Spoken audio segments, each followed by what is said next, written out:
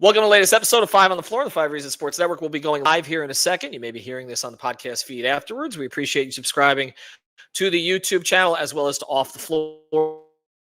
Make sure that you go to the link in the description. Sign up for Off the Floor. This is the place for the most heat anywhere. We've got a special sponsor this weekend, and it's Blue Chew. You got to check them out at bluechew.com. You know what this is about. Fellas, you already know what time it is. It's time to level up, and Blue Chew just dropped something crazy, talking about next level championship belt, gold-plated energy. Blue Chew Gold is the newest innovation from the number one chewable ED brand. This ain't your grandpa's little blue pill. This is the 4-in-1 beast that's setting the gold standard for performance. 2 ingredients for blood flow, mixed with apomorphine. I got that right on the 12th try. And oxytocin to turn up the arousal and connection in your brain and body. Blue Chew Gold dissolves under your tongue and works in as little as 15 minutes. That means you can get it on quicker and stay in the game longer. Elevation without hesitation, like the heat. This is peak passion and peak performance in a single tablet. So make life easier. Discover your options at bluechew.com. And we got a special deal for our listeners. Get 10% off your first month of Blue Chew Gold with the code On the Floor. That's On the Floor. That's the promo code. Visit bluechew.com for more details and important safety information. We thank Blue Chew for sponsoring the podcast. And now today's live episode. Uh-oh. Yeah. It's Mercy. Music by Mercy again. Heat Nation. We the culture. Yo, E, I need you to call timeout. Need Brady to set the floor plan. Tropical blanket. Open for the shot. Yo, Greg, set the pick.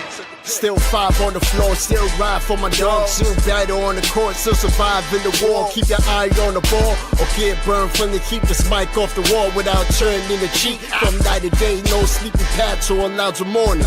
The nut is sleeping us. Never catch us snoring. Live from Miami. Report in the heat with 5 Reasons Sports from the courts to the streets. Yeah. Wayne County. Heat Nation. We say it proudly.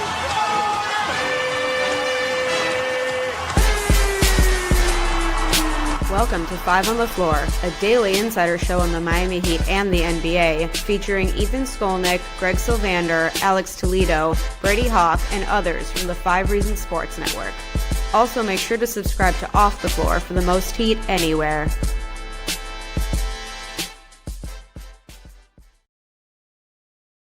See, there's already comedy in the comments.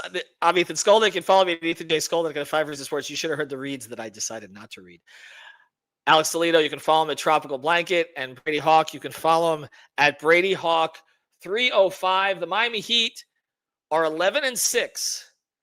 Tyler Herro has missed 17 games. They've played one of the more challenging schedules in the NBA, which is why Basketball Reference is projecting them to finish atop the East based on their strength of schedule. This is prior to this game. They again exceeded 125 points. Today, 127 against the Sixers, 127-117. Sixers without Embiid, but that goes without saying. The Heat led today again. Norm Powell, 32 points, 11 of 18 from the floor. Bam Adebayo with a strong game, 18 and 13. Davion Mitchell, 8 rebounds and 10 assists. Jaime Jaquez Jr., 22 points off 10 of 12 from the floor and 7 assists. But I know we're probably going to end up talking about somebody else, which was Kel'el Ware. 20 points and 16 rebounds today in 26 minutes. It's sustaining, guys. They are where they are. We didn't expect them to be here. They've got really only one bad loss on the entire season, and that was against the Cleveland C team. Other than that, they've stepped up. They go on the road. They win 2. They're coming home. They get Tyler Herro most likely back tomorrow. Andrew Wiggins still out, but that may actually allow them to integrate Tyler a little bit easier at the start. We'll talk about that. We'll probably do another episode tonight, or at least I will. I'll start with you, Alex. Again, I know your feelings on the Sixers. This was another game where it could have gotten away from them. There were a lot of turnovers in the fourth quarter. Jaime had a couple. There was some sort of silly decision-making there, and then they got it back. Like, they figure out ways to get it back this year, and it doesn't seem to matter the 5 on the floor, so to speak, trademark. They figure out a way to get through it, and last year they did not. They didn't before Jimmy went AWOL, and they didn't after Jimmy was traded. This year they've done it consistently. For sure. And I think that's been one of the more like impressive things about this team is how they're able to just keep going. Like the philosophies, the principles, that the stuff that has made them stand out to, Heat fans and people who know what this team is like.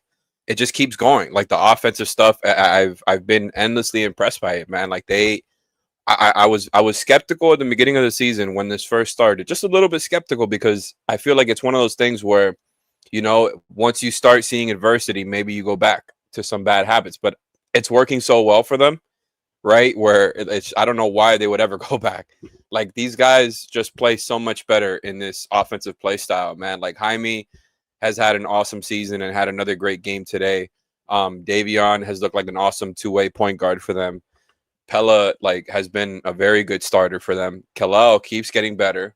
Like I just think everything is working out for this team right now, and the fact that they can just continue to, they keep playing their game when things get tough. They don't go away from their game, and that was honestly a problem with some of those Heat teams in the past years. It's like things would be working throughout a game, and then in the fourth quarter, when things got tough, like they would make questionable decisions. That wasn't the case for every one of those teams in the Jimmy years. Like they had a couple of years there where they were good in the clutch, right? But I just think in general, like not going away from the stuff that is winning you these games is maybe the biggest thing about it. And for as much as I'm like honing in on the offense right now, I thought it was another very, very impressive defensive game. And it just keeps coming back to like when their defense is on point, their offense looks even better, right? Like their offense, it feels like there's almost like no pressure. Right, it's like our defense, it's got us. Now on offense, we can kind of play our game. We don't have to press. That's kind of the mentality that I'm feeling from this team. They know what they want to get to on offense, and once their defense is solid like that, it's just this. Like it's a legitimately good team. Like I don't know what their overall upside is, but this is honest. I feel good saying it now. Like especially with the amount of guys that they've had missing throughout the season, this is just a good team. Like they're playing on both ends. They're great on defense, good on offense, and they don't get away from stuff that wins them games towards the end of these games. And I got to give them credit for that. It's crazy where we've come to that. Pelle Larsson was 2 of 13 today, and the comments are all praising him, which just tells you how a lot of these pieces are fitting. It doesn't seem to matter if somebody has a shooting struggle, although Norm Powell never does, Brady. I've never quite seen anything like this from a primary scorer and shooter where it's like you just know he's going to find his spots. He got 3. Was it 3 or did he end up with 4? 3 3-point fouls tonight. I didn't take all the free throws, 3 of them, right? Yeah. He picked up that from Harden, I think, maybe a little bit. It's they got a legitimate. I mean. They got a legitimate like top 10 scorer type in the league for nothing. Yeah. And it's not just the points he's scoring. It's legitimately how he's doing it. And you can say it all you want, but it's like this is the definition of an efficient scorer. It's not like, okay, he's efficient percentage-wise. You look at the field goal attempts, field goal mates. It's unlimited dribbles. Even when it's not an off-the-catch shot, it's a 2-dribble floater. It's a 2-dribble pull-up 3. It's just everything is so condensed with him just as an offensive scorer, and he could just run them off in a bunch. I mean, you saw that it was a quick 8 points to start this game. Off the catch, like logo type 3 to start it off. The pull-up 3 and transition over 2 defenders. The inside stuff continues to be kind of honestly the biggest shock to me because I think we all knew how good of a scorer he was from the perimeter. But he's so good when he gets in that lane. Like when he gets his head down a little bit and gets down with a little motion toward the basket, it's either a floater off glass or even when he gets all the way, it's just really good finishing down there.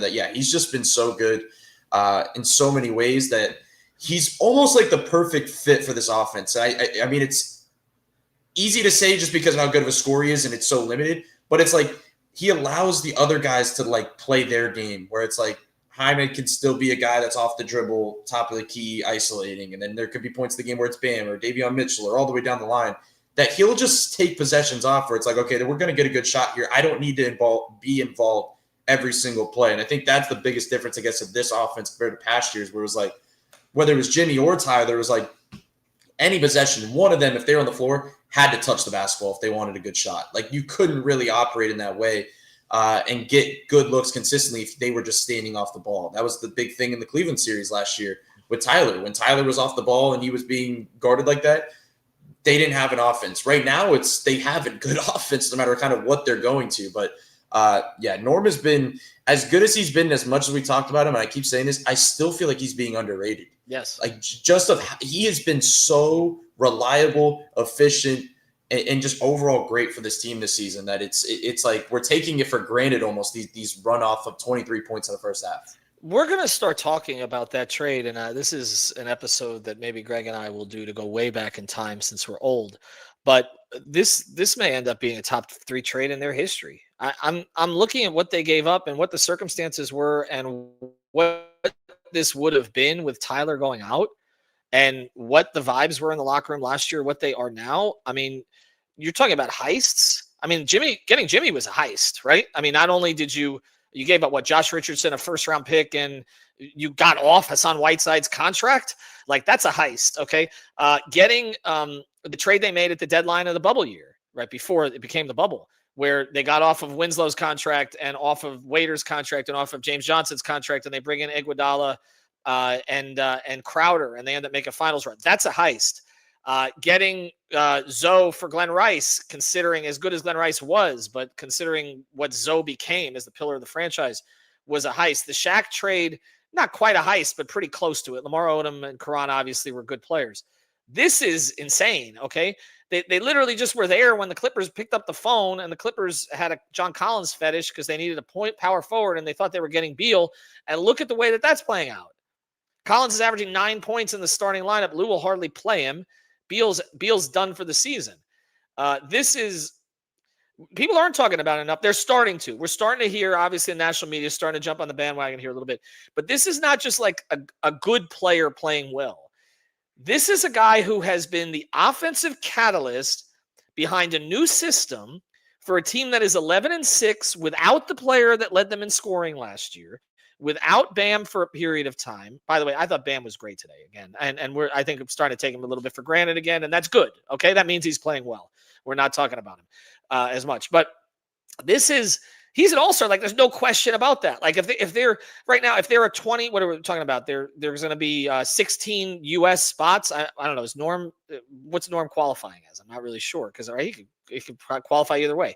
But you're talking about 16 spots. He's been one of the 16 most important players in the NBA right now. I think. I mean, look what every single night he scored 19 the other night, and that was his low.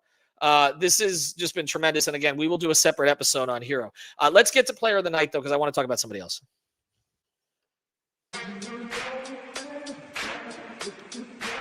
And now it's time for the A-Aggressive Insurance Player of the Night, sponsored by our friend Lynette. You can find her at insurancebylynette.com. That's with 2 N's and 2 T's, insurancebylynette.com. If you need car insurance, renter's insurance, homeowner's insurance, or any other type of insurance, she's the person to go to.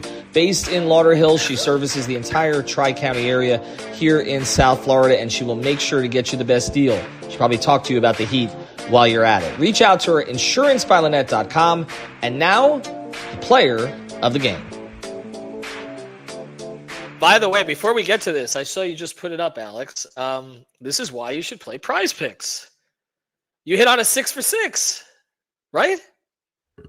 Yes, sir. I mean, look, only 2 of them were like regular plays. The rest were goblins. But that's been my meta this year. That's some advice there for you. I put 2 real lines and 4 alternate lines. That's been kind of what I've been going with this year. Over the Davion Mitchell 17.5 PRA, over the Drew Smith 1.5 rebounds. Drew again consistent, steps up. You should be playing his Moors on Prize Picks all the time, and he's not losing minutes, by the way.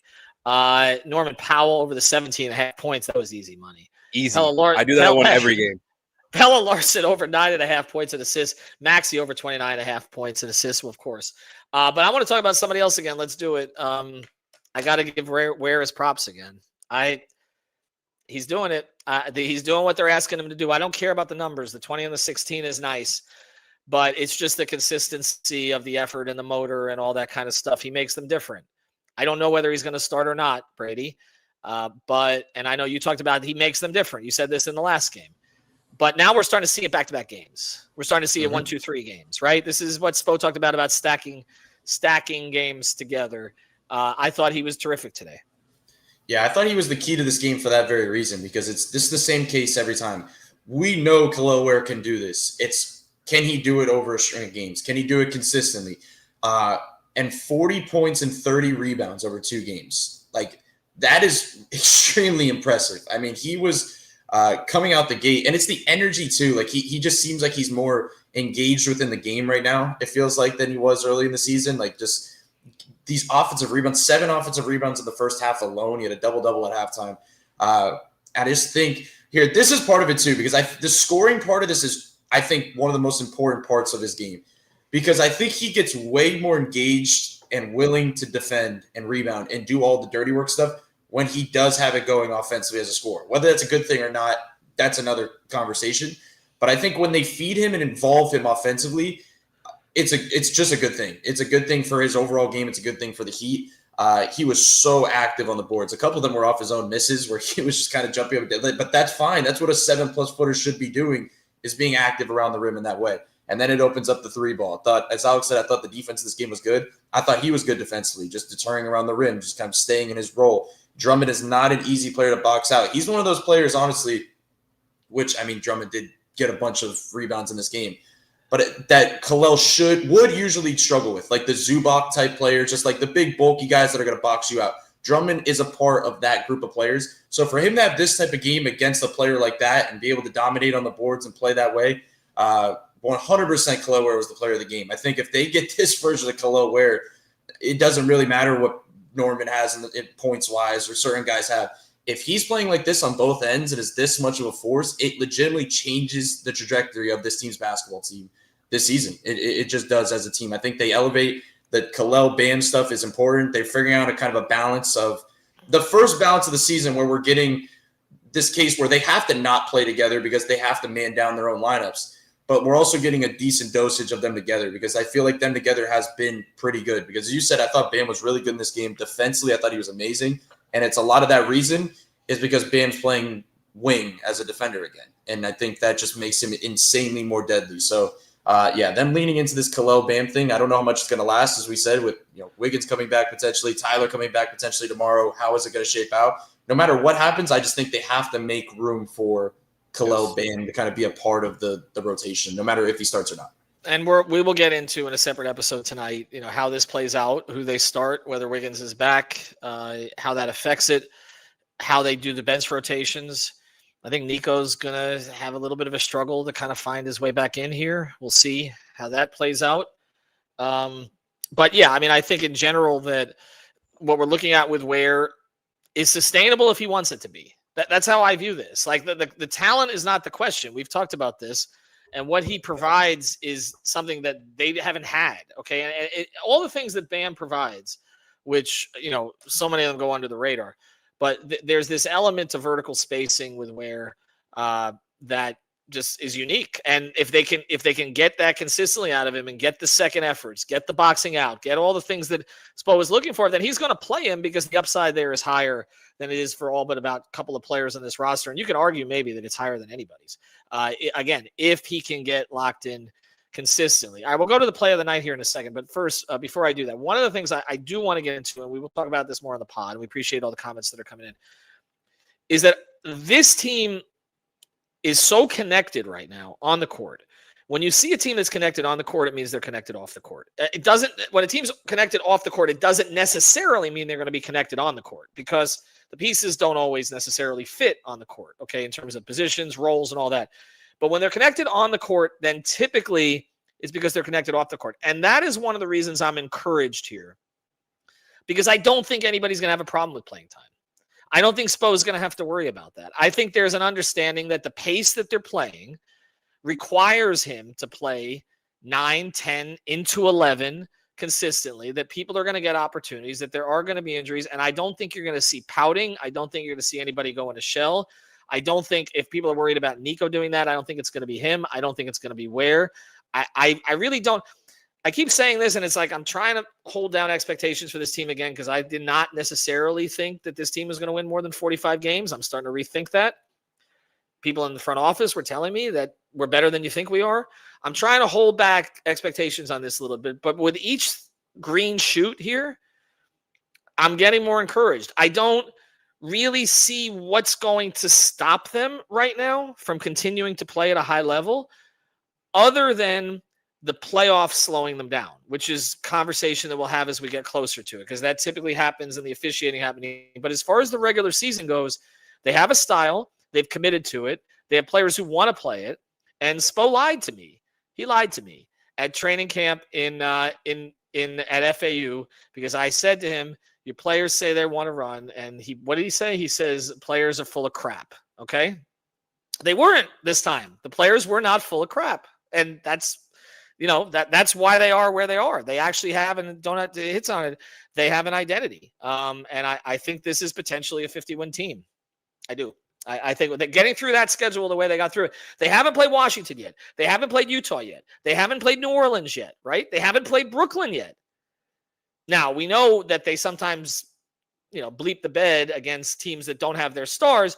They tend to play pretty well against teams that are not good, and they know it going into the game. The problem seems to be when they have had to adjust to teams that they think they're playing against a star, and then they're not. So, again, I'm optimistic about all that. All right, let's get to the play of the night. And now it's time for the X-Ray of the Play of the Day, brought to us by our friends over at Mobile C-Arm and Staffing Services. Nelson and his team will bring the X-ray equipment and the staffing to you. If you work in a hospital or a medical office, get a consultation today at c-armandstaffing.com or give them a call at 561-891-9620. Their fleet of trucks at your service. Again, it's Mobile C-Arm and Staffing Services, 561-891-9620. And now, the X-Ray of the Play of the Day. Alex, on you. I know which one I liked, but I'll go to you. Honestly, at this point, my strategy for play of the game is just showing love to whoever we maybe haven't shown enough love to on this pod. And I think really the one like that pass from Davion early in the game to Bam, maybe it wasn't the best play of the game, but to me it was a great start, and it kind of it sort of foreshadowed what was going to happen in this game. I mean, Davion had like 5 assists in the first quarter, I think. Six. There you go. And finished the game with 12. Finished with 1 turnover, his only turnover in the past 3 games. He has been phenomenal for them, man. Like, he is another guy who's far surpassed my expectations. And I felt like I was, pretty respectful of what his game was when they first acquired him, and I was high on the move. But he's been so much more than like a 3-and-D point guard. He's completely graduated past that. His game is get downhill, make the pass, play defense. And he's done it at a really, really high level. I know we've talked about it throughout the season. Did it again tonight, man. And was low-key on triple-double watch tonight. He's just so active out there. Was obviously him and Drew were a big part of why they were able to contain Maxey tonight. Maxey definitely had his moments where he popped off. But overall, I thought they did a good job. And that 2-headed snake of point-of-attack defense has been such a refreshing change of pace from other seasons in the past, where it's like you can now. I mean, honestly, like it kind of even goes back to what we were talking about with like Bam and Ware at other times, where it's like you feel good now when like you have your starting point guard who's your point of attack guy and doing all these things for you on offense. You sit him down, you bring Drew Smith in, you feel great. You have Bam and you sit him down, Ware is in, you feel good. You know what I mean? Like these were things that were just not. They didn't have that before. Like they didn't have that type of depth where it's like, you can rely on the bench lineups, and they've been so good for them, man. Like Jaime, another guy, like Jaime has to get some love. He had a great game today. Maybe the place for him would be the couple of mid-range turnarounds that he's flashed at points throughout the season, because that's been a real counter for him. Like it's not necessarily the biggest chunk of his game, but teams know that he wants to get downhill. And on top of the passing reads that he's been making, I think that's been a huge part of his improvement. The handle looks tighter. He just, that's been huge. But the mid-range turnaround has been a nice little counter for him, and it looks very clean. Like it's not, these are pretty close mid-range shots, and I think his range right there it's like perfect. Like he has that midi touch there in the short mid range, and it's been nice for him. So I guess really I'm giving love here to the two guys who have been the biggest parts of the getting downhill offense, because they've been absolutely relentless getting into the paint every game. So yeah, shout out Jaime, shout out Davion. That one play with Jaime on his footwork on that one, where I don't know who he left in the dust there, but that was a good one. That was ridiculous. No, I mean, look, there is an expectation level now that you know exactly what you're going to get every night from Davion, Drew, Pella, and Jaime, right? Like, there's no I mean, we can talk about Norm and Bam, right? And eventually we'll talk about Tyler. Jovic obviously has been the one outlier here. Ware was more up and down. I still am not going to say I know what I'm going to get from him every night. I'm not at that point, okay? But with those four, and Simone's shooting can go up and down, and that can affect a little bit. But with those four, with Davion, with Drew, with Pella, and with Jaime, you know exactly what you're getting every single night. There's just consistency with it. And I'm coming back to this, and I'm not saying that this team does not have LeBron and Dwayne and CB, okay? But the best team I've ever seen in my life was the 12-13 team. And that team, one of the reasons it was so great was not necessarily because of the big three every night, although I still believe that was peak LeBron. That 27-game winning streak was peak LeBron. You look at the numbers, you look at everything he did. But to me, what was so great about that team was Spo rolled the same four guys off the bench every single night, and he knew exactly what he was going to get. He knew what he was going to get from Birdman. He knew what he was going to get from Battier. He knew what he was going to get from Norris, okay, who his plus-minus numbers were never great, but you kind of knew there was a certain steadiness about him as a backup point guard, and he knew what he was going to get from Ray every night.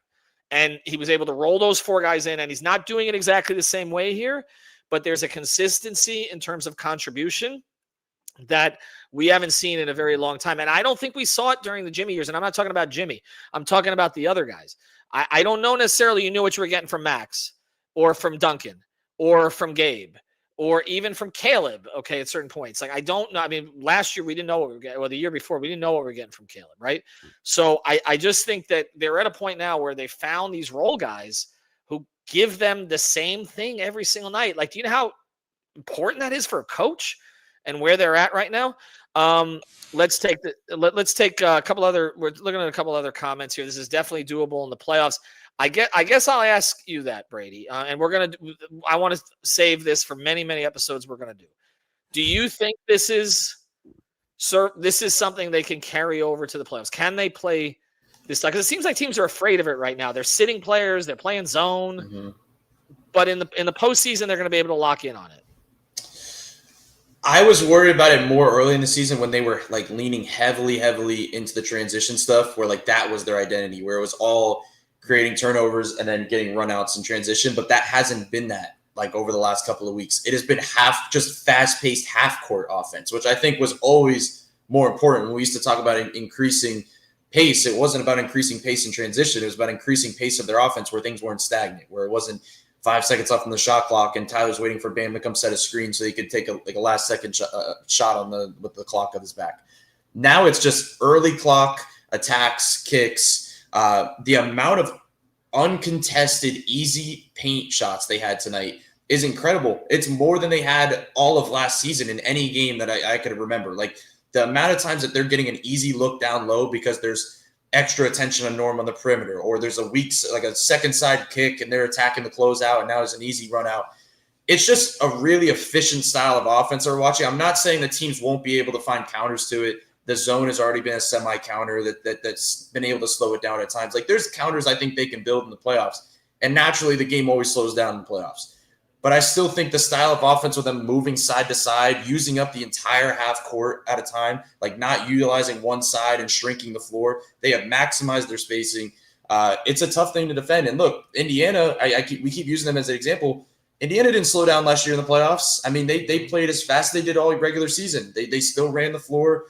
They spread the floor. They shot a bunch of threes. They got inside, just playing fast in their offense. I think with the way the game is trending now, that like this playoff thing where like the game changes is a myth. I just think the playoffs is an adjustment game. Like, I think the playoffs don't have to be slowed down. I think the playoffs could be sped up even. It just comes down to the coaching adjustments and the battle that goes on in a 7-game series where teams are constantly making adjustments. And all the things we talk about with how good Eric Spoelstra is, that's his biggest strength, is if it does come down to a playoff series and it's about him just out battling the other coach and in-game adjustments, I think you'll trust him in that spot. And the last thing I'll say is I don't know if he's had this many options, flexibility, and weapons to be able to change to than he does right now. Like he was making adjustments in the past playoff series where they were going those runs, and they were limited options. Like it was very top heavy, obviously, on those runs that we remember. This is a situation where I think he has a little bit more flexibility to just try different things out than he has in quite some time. I wonder if the fact that other teams in the East have also gone to this style, maybe not quite as effectively in Orlando's case, although they're starting to find it a little bit without Powell, but the Knicks have opened up their offense different way, but they've opened up the offense. I wonder if that actually will help Miami. If teams are trying to speed the pace with them, but Miami does it better, I feel like that works to their advantage. That's what happened against the Bulls. Right, exactly. And I know you wrote about that. And I'll check out everybody's work on SI as well, because I know Brady has his takeaways up right now, and I'm sure Alex will have something. I'll have something later on as well, Austin Dobbins too. But when you look at the other teams in the East, I'm curious to see. I haven't seen Detroit much, to be honest, okay? I want to see what they look like. I want to see what Toronto looks like, okay? Because obviously Brandon Ingram has had a big effect there. And we've seen Cleveland with their full roster, the Heat beat, and most of their full roster, and then without their full roster. But I almost think that some of these teams trying to push the pace will play into Miami's hands if Miami just can do it better than they can. This has been pretty tremendous start. 17 games. Dallas in tomorrow night. That's a winnable game. Tyler Herro could be back. We'll find out about Andrew Wiggins and Nikola Jovic. The only thing I'm asking Heat fans to do, and I understand part of what we do here at the network is we analyze everything, every move, every rotation, every starting lineup, every this, and we appreciate you guys joining for it. Stop stressing about the one guy who's struggling. Like seriously, like there are 10 guys playing well. Nico will have a game at some point. I have faith there. I just think it's going to be a little bit harder for him to work his way back in the way that we thought he might, considering the way that this has played out. And I do think, can we fairly say now that the Miami Heat had a top 5 offseason? Is that a stretch? I mean, I may be undercutting it there. Honestly, I'll have to take a look, but I don't know that everybody got impact. If we count the trade deadline last year into this offseason, then definitely, just because the Davion, the Wiggins factor, and all of that, it's just if you add that all. They also re-signed Davion this summer, right? For 2 years at 24. So I'm including him at least, even if you don't include Wiggins. And they drafted Kasparis. They don't look. Here's the other part of this. This has been a good draft. A lot of teams around the league are getting impact from their draft. Cedric Coward, etc., all around the NBA. Seeing what Derek Queen is doing. They may have overpaid for him. We'll see, but let's see what he's doing. The Heat haven't even gotten impact from their rookie, and yet we think they will eventually. When you start to add that into the mix, if he develops, and he's looked good in the G League so far, okay, or at least the numbers look good, and there's been some highlights that look good. There's a lot to like on this. You have a young team that's ascending, that's playing the NBA's new style, and they're at the forefront of it. And they're 11-6 after a tough schedule with their leading scorer coming back tomorrow. And stop being afraid of that, everybody. Alex, appreciate it. Brady, appreciate that. Appreciate it too. Check out all the work on SI. Blue Chew, use the code BlueChew10. I might do that read against him tonight, so you got to tune in just for that. Also, Prize Mix, use the code 5FIVE. And, of course, Insurance by Lynette. Lynette was here with us on the show tonight. Check her out if you need any kind of car insurance, life insurance, anything along those lines. And our friends over at c-armandstaffing.com. Have a good one, everybody.